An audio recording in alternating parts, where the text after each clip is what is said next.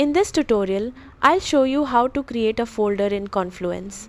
By the end of this tutorial, you'll know how to organize your content using page hierarchies so your team can easily find related pages. Open your Confluence space and navigate to the location where you want to organize your content. In Confluence Cloud, folders aren't a native feature, so content is typically organized using parent and child pages instead. Click the Create button to add a new page. Give it a clear title that represents the category you want to organize, such as project documentation, meeting notes, or training guides.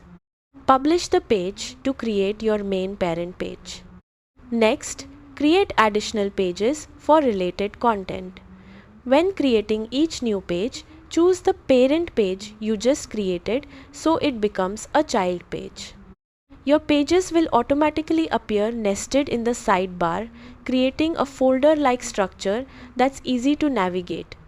If you need to reorganize your content later, simply move pages to a different parent page from the page options or drag and drop them in the content tree if your Confluence version supports it.